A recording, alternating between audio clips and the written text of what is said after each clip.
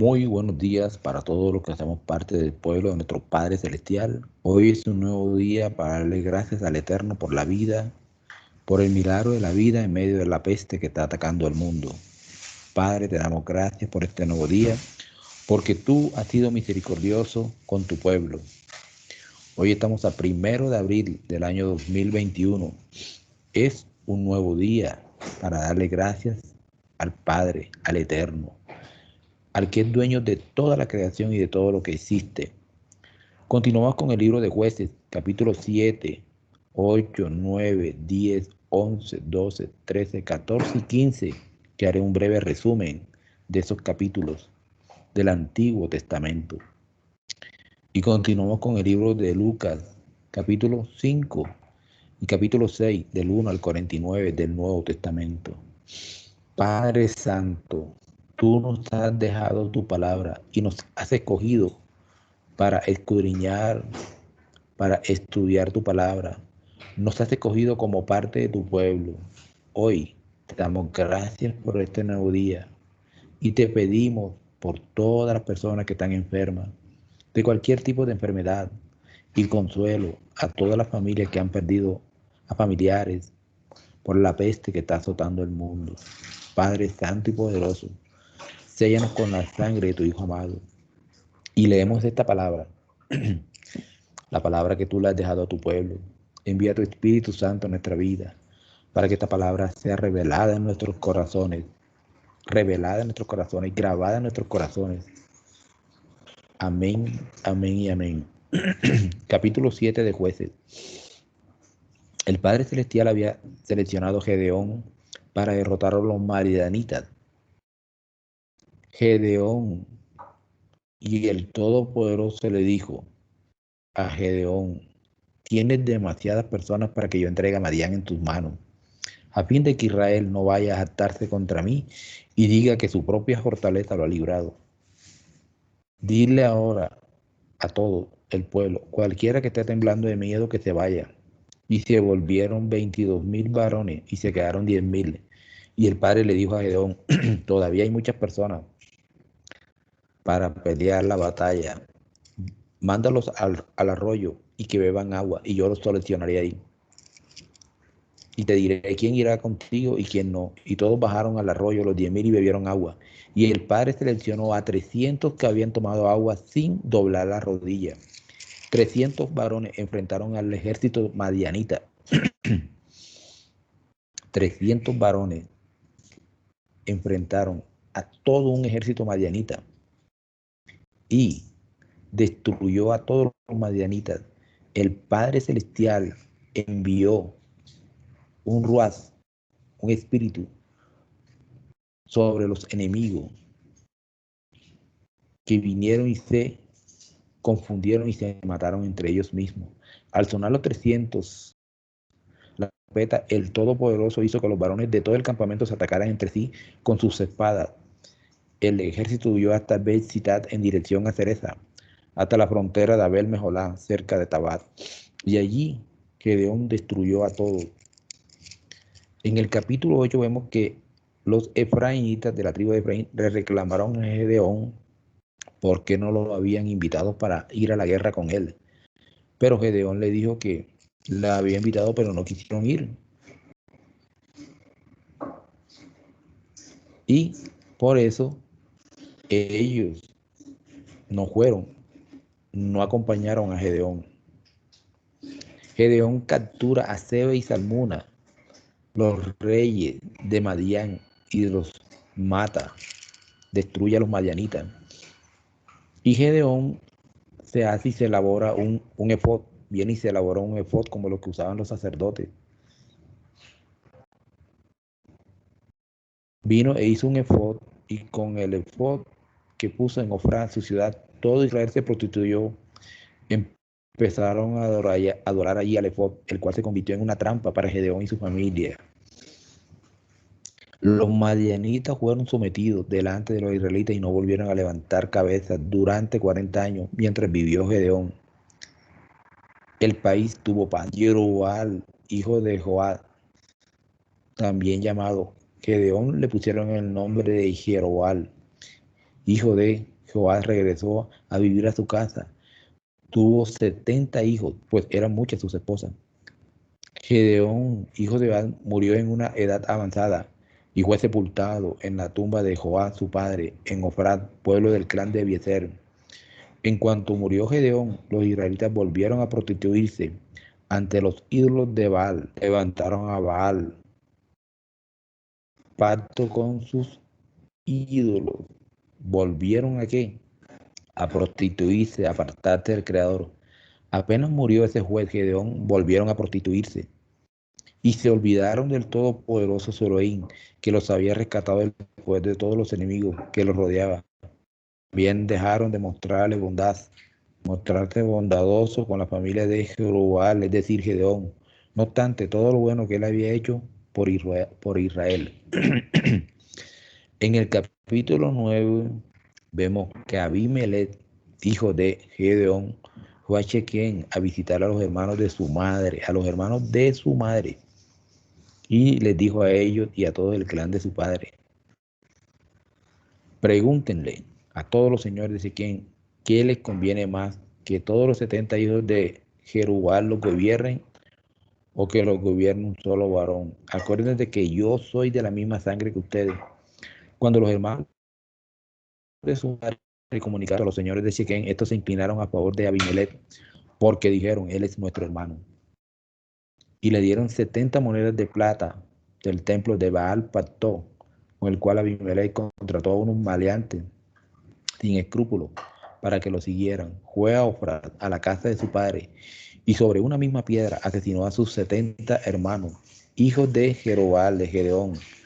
Pero Jotán, el hijo menor de Jeroboam, se escondió y logró escaparse. Miren lo que hace este hermano, que era hijo de Gedeón, pero con otra mujer. Mató a sus 70 hermanos sobre una misma piedra. Jotán, uno solo, fue el que logró sobrevivir.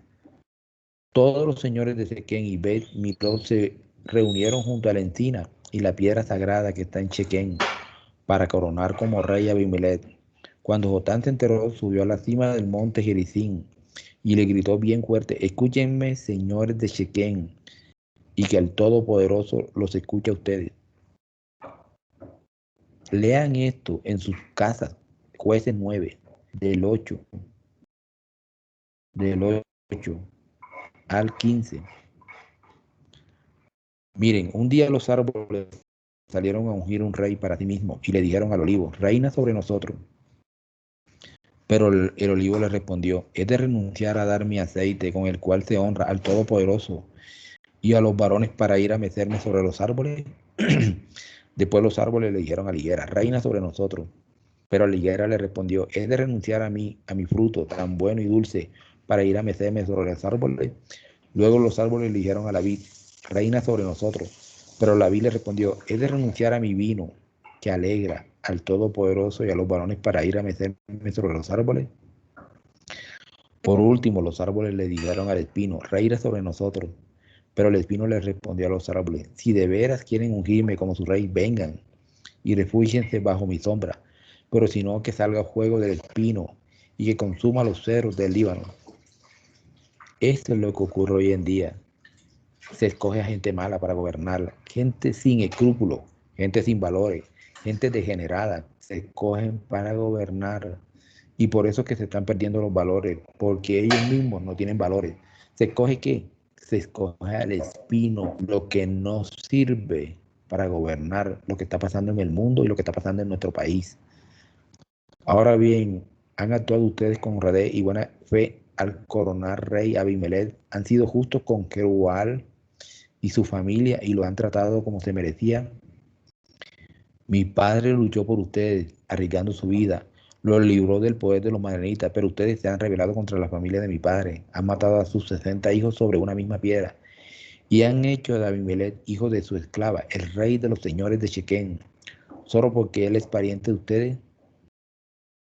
Si hoy actúan con honradez y buena fe hacia Jerubal y su familia, que sean con y que también él lo sea con ustedes. Pero si no, señores de Chequén y Beit Melot, que salga fuego de Abimelech y los consuma. y que salga a juego de ustedes y consuma a Abimelech. Luego Jotán escapó huyendo a Ber, hasta Ber. Allí se quedó a vivir porque le tenía miedo a su hermano Abimelech. Y esta maldición que este joven Jotán lanzó contra Abimelech se cumplió tal cual. Abimelech se hace gobernador de Israel durante 3 años.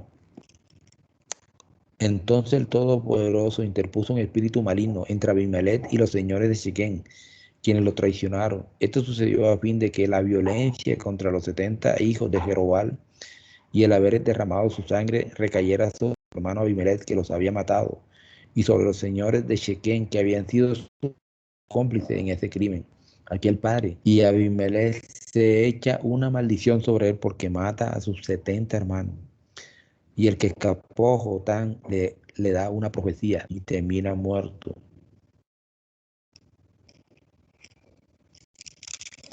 Aquí en este capítulo vemos la muerte de Abimelech porque Abimelech ataca una torre, pero cuando se acercaba a la entrada para prenderle fuego, una mujer le arrojó sobre la cabeza una piedra de moler y le partió el cráneo.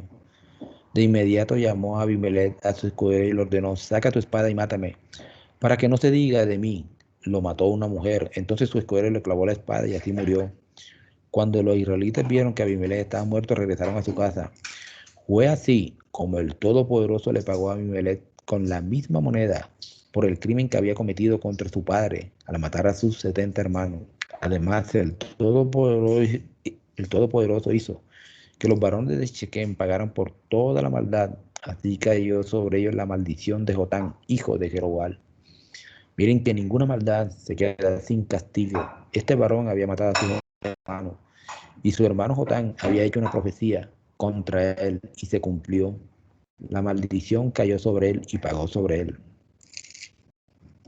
Capítulo 10. Después de Abimelech surgió un varón de Isachar para salvar a Israel. Se llamaba Tola y era hijo de Fuba y nieto de Dodó. Vivía en Shamir, en la región montañosa de Efraín, y gobernó a Israel durante 23 años. Entonces murió y fue sepultado en Shamir. A Tola le sucedió Yair de Gilad, que gobernó a Israel durante 22 años. Tuvo 30 hijos, cada uno de los cuales montaba su propio asno y gobernaba su propia ciudad en Galad. Hasta el día de hoy, estas ciudades se conocen como los poblados de Yair. ¿Sí? Cuando murió Yair, fue sepultado en Calmón. Una vez más, los israelitas hicieron lo que ofende al Todopoderoso. Adoraron a los ídolos de Baal y a las imágenes de la diosa Astarte, a los ídolos de Arán, Sidón y Moab, y a los de los Amón y los filisteos. Y como los israelitas abandonaron al Todopoderoso y no les sirvieron más, él se enfureció contra ellos. Los vendió a los filisteos y a los amonitas, los cuales desde entonces y durante 18 años destrozaron y agobiaron a todos los israelitas que vivían en Galad, un territorio amorreo al otro lado del Jordán. Vayan y clamen a los ídolos que han escogido, que ellos los libren en tiempos de angustia. Pero los israelitas le contestaron al Todopoderoso: hemos pecado, haz con nosotros lo que mejor te parezca, pero te rogamos que nos salves en este día. Entonces se deshicieron de los ídolos extranjeros que había entre ellos y sirvieron al Todopoderoso. Y el Todopoderoso no pudo soportar más la aflicción de Israel. Miren que el Padre Celestial, como ellos se apartaron de él, el Padre Celestial le dice: vayan y adoren a otros dioses, a los que escogieron. Pero el pueblo se arrepiente de todo corazón y eliminan a los ídolos extranjeros. Y no pudo soportar la aflicción de su pueblo. Miren el corazón de nuestro Padre Celestial. Al ver la aflicción de su pueblo, él, sí, no soporta la aflicción y decide ayudarlo. A pesar que había dicho que no, pero el amor del Padre es muy grande. Entonces vemos en el capítulo 11 que Yiftad se levanta como juez de Israel. Yiftad el Galeita, un guerrero valiente, hijo de Gilad y de una ramera. Gilad también tuvo hijos con su esposa, quienes cuando crecieron echaron a Yiftad: no tendrán parte en la herencia de nuestra familia. Le dijeron: porque eres hijo de otra mujer. Pero este Gilad fue nombrado juez. El Padre Celestial lo escogió para que destruyera a los filisteos y a todas las tribus que se habían levantado contra Israel. Otro juez, este Gitad. Gitad, poseído por el Espíritu de Todopoderoso, recorrió Galaad y Manasés, pasó por Mizpa de Gilad y desde allí avanzó contra los hijos de Amón, los amonitas. Y vino y Isaac hizo un juramento: si en verdad me entregas a los hijos de Amón en mis manos, quien salga primero de la puerta de mi casa a recibirme cuando yo vuelva de haber vencido a los amonitas será de Yahweh, y lo ofreceré en holocausto. Estas palabras que dijo Isaac le costó la vida de su única hija, porque cuando él volvió vencedor y llegó a su casa, iba llegando a su casa, la primera que salió fue la hija de Isaac, de fue la única que salió lanzando y todo. Y él vino y se rasgó las vestiduras. Ay, hija mía, me has destrozado por completo, eres la causa de mi calamidad. Le juré algo al Todopoderoso y no puedo retratarme. Padre mío, replicó ella, le has dado tu palabra al Todopoderoso, haz conmigo conforme a tu juramento, ya que el Todopoderoso te ha vengado por tus enemigos. Y así fue como este varón entregó a su propia hija en holocausto al Todopoderoso. Es la única evidencia que aparece en la Escritura de un holocausto de un ser al Todopoderoso, pero el Todopoderoso no, no fue el que le dijo a él que hiciera eso, sino que él lo dijo y se lo prometió al Padre. Él se buscó eso mismo. Él se buscó eso. No fue que el Padre lo quisiera. Él se lo buscó y se lo juró al Padre y tenía que cumplir con esa palabra. Porque al Padre Celestial, si tú le prometes algo, tienes que cumplirlo, porque entras en maldición. Vemos en el capítulo 12 que Gitad derrota a la tribu de Efraín. Se enfrentaron contra Gitad y derrotó a la tribu de Efraín. Las propias tribus ya empiezan a pelear entre ellos mismos. Miren lo que pasa cuando se van apartando del Creador. Después de Gitad, nombran a Isbán, juez de Israel. Después Elón, juez de Israel. Después Adón, juez de Israel. Y vemos en el capítulo 13, una vez que los israelitas hicieron, una vez más los israelitas hicieron lo que ofende al Todopoderoso. Por eso él los entregó en manos de los filisteos durante 40 años. Cierto varón de Sora llamado Manoah, de la tribu de Dan, tenía una esposa que no le había dado hijo porque era estéril. Pero el ángel del Todopoderoso se le apareció a ella y le dijo: eres estéril y no tienes hijo, pero vas a concebir y tendrás un hijo. Cuídate de no beber vino, ni ninguna otra bebida fuerte, ni tampoco comas nada impuro, porque concebirás y tendrás un hijo. No le pasará la navaja sobre su cabeza, porque el niño va a ser nazareno, separado al Todopoderoso de antes de nacer. Él comenzará a librar a Israel del poder de los filisteos. Y este niño que le nació a esta mujer le puso por nombre Sansón. Sansón, quien se enfrentó a los filisteos. Quien se enfrentó a los filisteos. Y ella vino y le contó a su esposo. Y Manoah oró al Señor diciendo: Padre Santo, que vuelva el ángel que se le apareció a mi esposa para saber cómo vamos a criar este niño. Y así fue. El ángel se le apareció a la mujer de Manoah y ella fue corriendo. Manoah se levantó y siguió a su esposa. Cuando llegó a donde estaba el varón, le dijo: ¿eres tú el que habló con mi esposa? Sí, soy yo, respondió él. Así que Manoah le preguntó: ¿cuándo se cumplirán tus palabras? ¿Cómo debemos criar al niño? ¿Cómo debemos portarse? El, el ángel del Todopoderoso contestó: tu esposa debe cumplir con todo lo que le he dicho. Ella no debe probar nada que proceda de la vid, ni beber ningún vino, ni ninguna otra bebida fuerte. Tampoco debe comer nada impuro. En definitiva, debe cumplir con todo lo que le he ordenado. Manoah le dijo al ángel del Todopoderoso: nos gustaría que te quedara hasta que te preparemos un cabrito.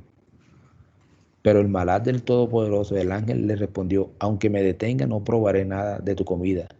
Pero si preparas un holocausto, ofrécelo al Todopoderoso. Manoah no se había dado cuenta de que aquel era el ángel del Todopoderoso.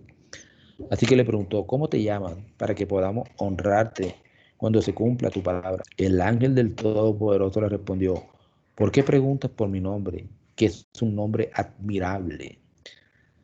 En Génesis capítulo 32, 30, en Éxodo capítulo 13, capítulo 3, del 13 al 14, y en Isaías capítulo 9, versículo 6, se indica quién es el ángel del Todopoderoso. Es el propio creador del universo, el propio Mesías, es el propio Mesías, el nombre, que es un nombre admirable, increíble, nombre sobre todo nombre. Entonces la mujer tiene un hijo y ese hijo le pone por nombre Sansón. Y en el capítulo 14 vemos que Sansón vio una muchacha filistea y se enamoró de ella y se la pidieron a su padre que se la diera por esposa. Y aquí vemos que Sansón mata a un león y come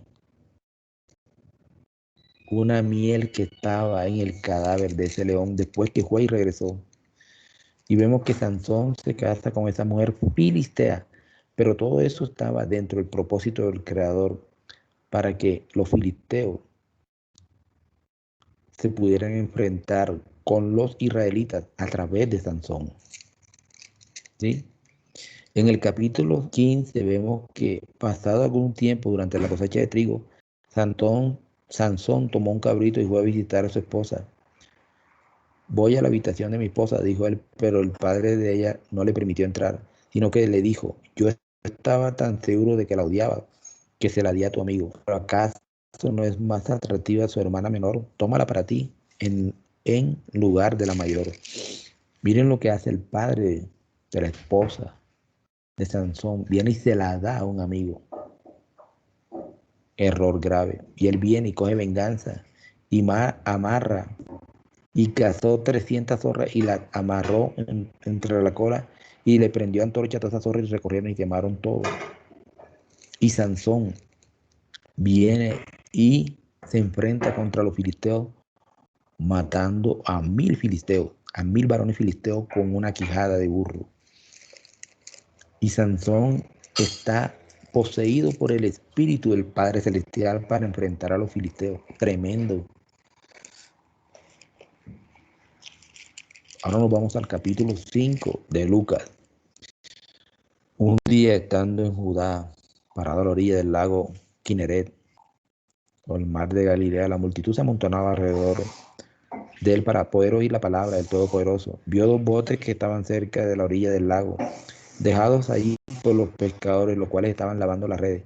Subió a uno de los botes, el que pertenecía a Simón Pedro, y le pidió que se alejara un poco de la tierra. Entonces se sentó y comenzó a enseñar a las multitudes del bote. Cuando terminó de hablar, le dijo a Simón: boga hacia mar profundo y echa las redes para pescar. Simón le respondió: Rabí, hemos trabajado arduamente toda la noche y no hemos pescado nada. Así lo hicieron y cogieron tantos peces que las redes empezaron a rasgarse. Entonces hicieron seña a los compañeros que estaban en el otro bote para que vinieran a ayudarle, y llenaron ambos botes hasta el punto de hundirse. Cuando Simón Pedro vio esto, cayó de rodillas frente a Jesús y dijo: apártate de mí, Señor, porque soy un pecador. ¿Por qué el asombro? Porque el asombro se había apoderado de él y de todos los que estaban con él ante la captura de tantos peces que habían pescado. Y asimismo Jacob y Juan, los socios de Simón. Jesús les dijo a Simón: no se asusten, pues de ahora en adelante estarán pescando varones vivos, serán pescadores de hombres. Tan pronto habían llevado los botes a la tierra, lo dejaron todo y le siguieron. Una vez, cuando Jesús estaba en uno de los pueblos, vino a él un varón cubierto de lepra. Y cuando vio a Jesús, cayó con él rostro en tierra y le suplicó: Señor, si estás dispuesto, ¿puedes limpiarme? Jesús extendió su mano y le tocó diciendo: estoy dispuesto, sé limpio. De inmediato la lepra lo dejó. Entonces le advirtió no decírselo a nadie, sino como testimonio al pueblo: ve directamente al sacerdote y haz la ofrenda por tu purificación, según ordenó Moisés en la ley. Miren que aquí el Mesías manda a ese varón leproso que lo había curado a que fuera al sacerdote e hiciera la ofrenda de acuerdo a la ley de Moisés. Miren que nuestro Mesías no vino a abolir la ley, la está cumpliendo ahí, porque él es la propia ley, no como algunos dicen, no que él vino a abolir la ley. Pero las noticias acerca de la fama de Jesús se difundían más y más, tal que grandes multitudes se reunían a escucharle y ser sanados de sus enfermedades. Mas él se retiraba con frecuencia a lugares solitarios para orar. Un día, cuando Jesús estaba enseñando, unos fariseos y sabios estaban presentes, los cuales habían venido de varios lugares de Galilea y de Judá, y también de Jerusalén, y el poder del Todopoderoso estaba con él para sanar a los enfermos. Algunos varones cargaban a un varón paralítico, el cual estaba acostado en su lecho. Ellos querían introducirle y ponerle delante de Jesús, pero no encontraron la forma de ingresarlo a causa de la multitud. Así que lo subieron a la azotea y lo descolgaron en su techo a través de las tejas y le pusieron en medio de la reunión delante de Jesús. Cuando Jesús vio la fe de ellos, dijo: amigo, tus pecados te son perdonados. Los sabios y los fariseos empezaron a cavilar: ¿quién es este varón que habla tales blasfemias? ¿Quién puede perdonar pecados sino solo el Altísimo, el Todopoderoso? Pero Jesús sabía lo que estaba pensando. Dijo: ¿por qué entretienen esas maquinaciones en sus corazones? ¿Qué es más fácil decir: tus pecados te son perdonados, o levántate y camina? Miren, les probaré a ustedes que el Hijo del Hombre tiene autoridad en la tierra para perdonar pecados. Le dijo al paralítico: te digo a ti, levántate, recoge tu lecho y vete a casa. De inmediato, en presencia de todos, se levantó, recogió su lecho y se fue a casa alabando al Todopoderoso. Estupor se apoderó de todos ellos y pronunciaron una bendición al Todopoderoso. Estaban atemorizados diciendo: hoy hemos visto cosas extraordinarias. Claro, esta generación nunca había visto grandes milagros, nunca. Desde el último profeta, Malaquías, hasta la llegada del Mesías, nunca habían visto.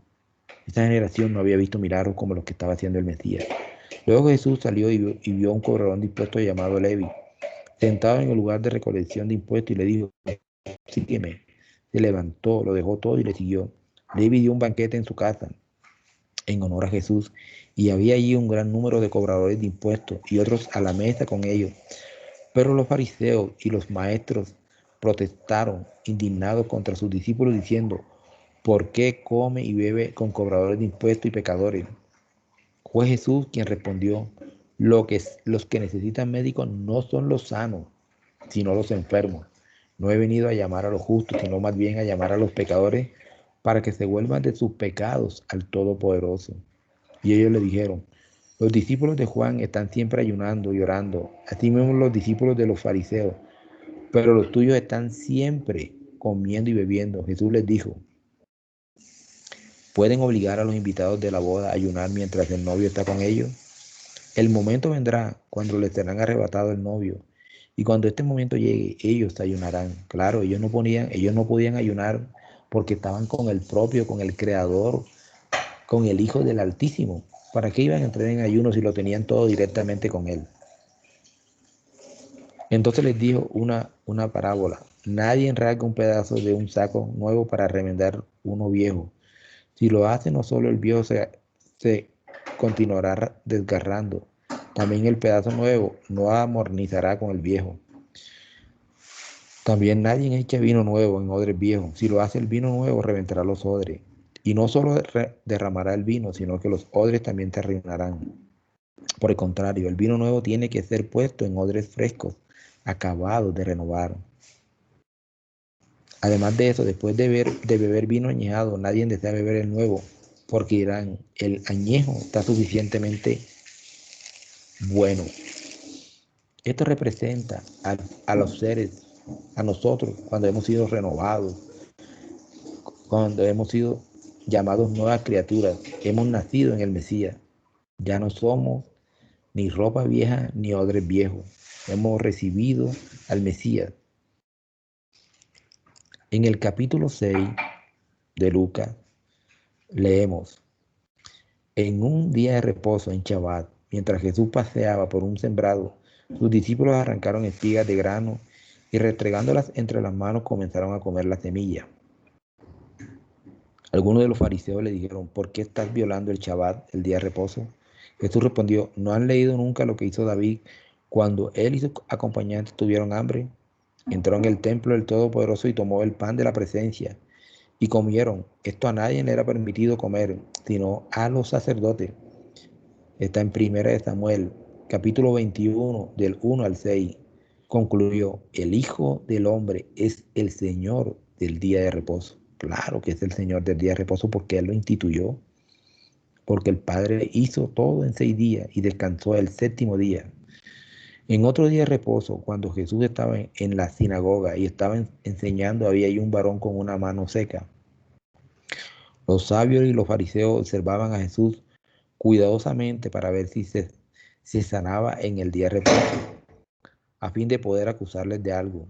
Mas él sabía lo que ellos estaban tramando y dijo al varón con la mano seca, levántate y párate, donde te podamos ver. Se levantó y se paró allí. Entonces Jesús le dijo, yo pregunto ahora, ¿qué es permitido en el día de reposo? ¿Hacer el bien o hacer el mal? ¿Salvar una vida o destruirla? Entonces después de mirar alrededor a todos ellos, les dijo al varón, extiende tu mano. Y él mientras extendía su mano, le fue restaurada.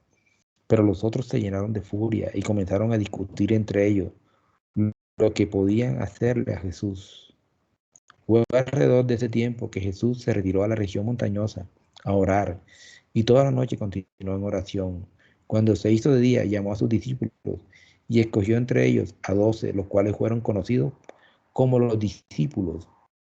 Simón, a quien llamó Pedro, Andrés y su hermano Jacob, Juan, Felipe, Bartolomeo, Mateo, Tomás, Jacob, hijo de Alfeo, Simón, el llamado Celote, Judá, hijo de Jacob, y Judá, el Iscariote, quien se volvió un traidor. Entonces Jesús descendió con ellos y se detuvo en un lugar llano. Una multitud de sus discípulos estaban allí con muchas personas de Judá, de Jerusalén y de la región costera de Ciro y Sidón. Habían venido a escucharle y para ser sanados de sus enfermedades. Todos los que estaban atormentados por espíritu inmundo eran sanados y todos trataban de tocarle porque continuamente salía poder de él y los sanaba a todos. Miró a los discípulos y dijo, cuán dichosos son ustedes los pobres, porque el reino del Todopoderoso es de ustedes. Cuán dichosos son ustedes los que tienen hambre, porque serán satisfechos. Cuán dichosos son aquellos que lloran ahora, porque reirán. Cuán benditos son ustedes cuando las personas los odien y los rechacen y los insulten y los denuncien como criminales por amor al Hijo del Hombre. Alégrense cuando esto sucede alegría, porque en el cielo su recompensa es más grande, porque asimismo los padres de ellos trataron a los profetas. Pero hay los ricos, porque ya han recibido todo el bienestar que tendrán. Hay de ustedes que están saciados, porque pasarán hambre. Hay de ustedes los que ahora se ríen, porque se lamentarán y llorarán. Hay de ustedes cuando las personas hablen bien de ustedes, pues así mismo sus padres trataron a los falsos profetas. Sin embargo, a ustedes que están escuchando les digo esto, amen a sus enemigos, hagan el bien a aquellos que los odian, bendigan a los que los maldicen, oren por los que los maltratan. Si alguien te golpea en una mejilla, ofrécele también la otra. Y si alguien te quita túnica, deja que se lleve también tu manto. Si alguien te pide algo, dáselo. Si alguien se lleva lo que es tuyo, no se lo reclames. Traten a las personas como quieren que ellos los traten a ustedes. ¿De qué les aprovecha si solo aman a los que le aman a ustedes?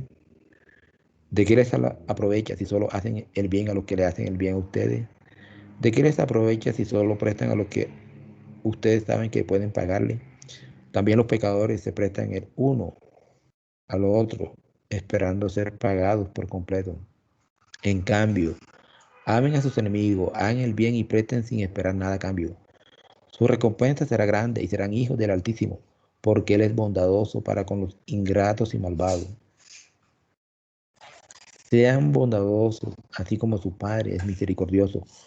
No juzguen y no serán juzgados. No condenen y no serán condenados. Perdonen y serán perdonados.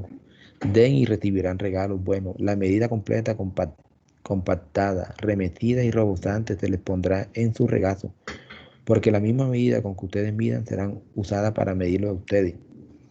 También les dijo una parábola. ¿Puede un varón ciego guiar a otro varón ciego? ¿No se caerán los dos en un hueco? Un discípulo no está por encima de su maestro, sino que cada uno, cuando esté completamente entrenado, será como su maestro.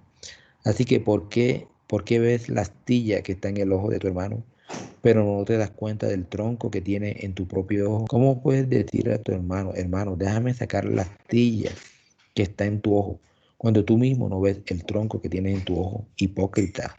Saca primero el tronco de tu propio ojo y después verás claramente para poder remover la astilla del ojo de tu hermano. Porque ningún buen árbol produce frutos malos, ni ningún árbol malo produce frutos buenos. Cada árbol se reconoce por su propio fruto, pues no se cosechan higos de los espinos ni uvas de la zarza. La buena persona produce cosas buenas de lo bueno que está almacenado en su corazón, mientras la persona malvada produce cosas malas de lo que está almacenado en su corazón, porque su boca habla lo que rebosa en su corazón. ¿Por qué me llaman Señor, Señor, pero no hacen lo que yo digo? Todo el que viene a mí, oye mis palabras y las pone en práctica, les mostraré a quién es semejante. Es como alguien que construye una casa, excavó en lo profundo y echó las bases sobre roca firme. Cuando vino la inundación, el torrente golpeó contra la casa, pero no la pudo zarandear porque estaba bien construida. Y el que oye mis palabras, pero no las pone por obra, es semejante al que edificó su casa en terreno sin base. Tan pronto el torrente lo golpeó, se derrumbó y fue una destrucción horrenda.